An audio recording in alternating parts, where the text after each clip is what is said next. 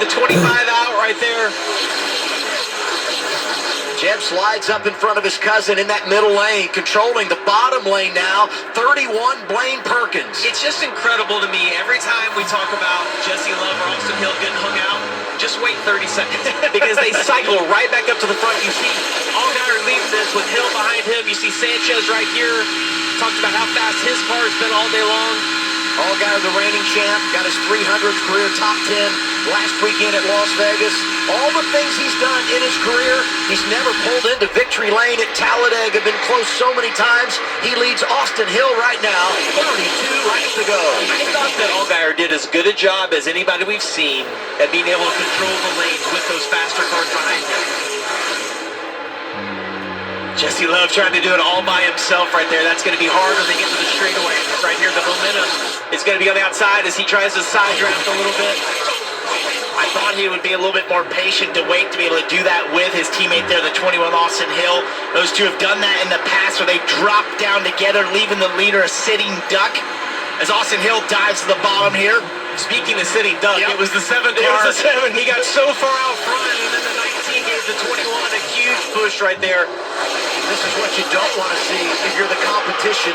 RCR cars controlling both lanes. Outside Austin Hill, inside Jesse Love. Coming back, we'll see 31 laps to go. We're finding a rhythm, and I feel like a fantastic finish is on the way. This is what the graph produces. It's a great equalizer, and that's why you can see upsets at this place. If you're in it, you can win it. And for these lesser-funded teams and these races that have large wrecks, if you can stay on them and just keep running, these can be really big days like this. If you start to see for Josh Williams, this is the opportunity races that they look forward to throughout a season. Lots of wrecks, taking out a lot of the front cars, the most competitive cars, highly funded cars, and now you have this opportunity to be up here at the front.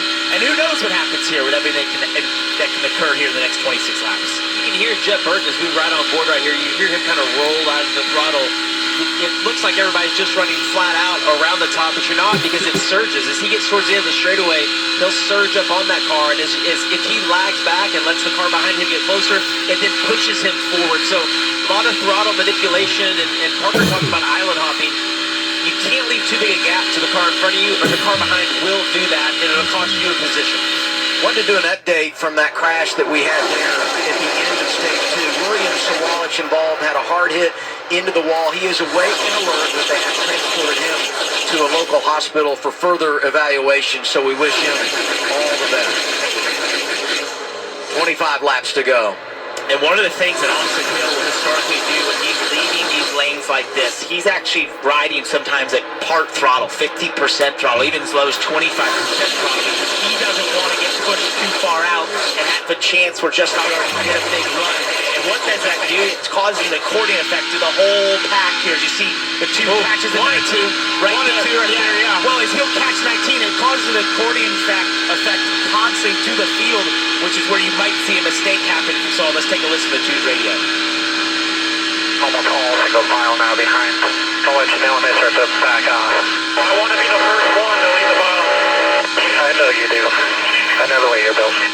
Everybody wants to be the first to open the bottom. But you got to take the risk of being the first to go down there to make that happen, or try and catch it if it happens behind you and react accordingly. And knowing that he wants to do that, if you're behind Jesse Love, you might move down early knowing you're going to have another car in front of you. Even though you can't be the first, you need to get 4 or 5 to go with you and get some momentum built up down there. 3 of the 5 drafting races this year, won by Richard Childress Racing. Both their cars in the top 5 here. Austin Hill out front, 24 laps to go.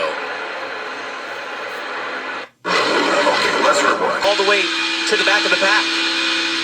Let's get an update. Allgaier running second, Dylan. Well, I just want to recap their day. Spoke with Jim Pullman, the crew chief, earlier today, and he said scoring points is our only goal this afternoon. They've scored more points than any of the other playoff guys they're racing, so that's mission accomplished. They can kind of go for the win now. Don't know if there will be any sort of team games being played to try to assist the 8 car if he drops down at all, to try to get both junior motorsports cars a little bit further forward, but Allgaier's liked his car all day today, is in a really good spot, Kim, to potentially leave the inside lane if somebody bails out of the top. And Dylan, as we talk points, how about Sammy Smith in the ground he's made in the standings as they run plus -1, came into this race -24, and crew chief Philip was very optimistic, said we need to make good ground in the standings. They've done that so far. He also said we have to race aggressively. Aggression was a word I heard from the team over and over again. We've seen that from Sammy today. He actually said you have to be aggressive to stay out of trouble, was his view. Didn't have a ton of confidence on super speedways before last year's win, but the team said after that win, something has kind of clicked with him. Right now, spotter Frankie Kimmel just giving him reads on where the momentum is going to be building so he can make moves when he needs to.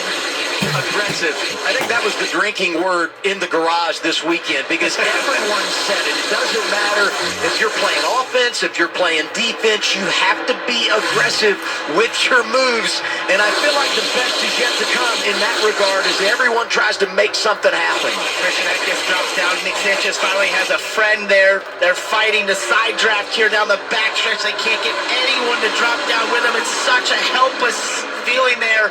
As Jeb looks down, he wanted to. I think he couldn't commit to it. His cousin let him back in line there. Those two worked so well together to get to the front earlier that I think they're trying to sort of set something up where they can work together again. And I don't understand why Sanchez isn't side drafting. He's coming off the corner and staying way down. I don't know if that car's hot, and maybe that's why he's running down there just trying to get air to it, but it's not helping Eckes in front of him at all. Those cars super slow on the straightaway by themselves. This lap traffic plays a huge effect also as you pass those cars. It'll slow down the cars that are initially passing them from the air and allow the cars behind to catch up a little bit. And one of the things that's hurting the ability of Sammy Smith to maybe make a move here, maybe Jesse Love, as you look at who's behind them. You have Leland Honeyman, who has a little bit of left front damage, so he's probably content to be riding right there. Josh Williams, obviously running the top 10, which is not often for that car. Probably content to be there right now, not trying to make any sort of moves to take them out of that position. And so they're sort of lockstep and not allowing any sort of momentum or cars to drop down that far up. Well, and if you don't have a fast car, your best strategy is to commit to whoever's in front of you. Don't try to be a hero and make the move. If you don't have a quick car, get behind a quick car and follow them through.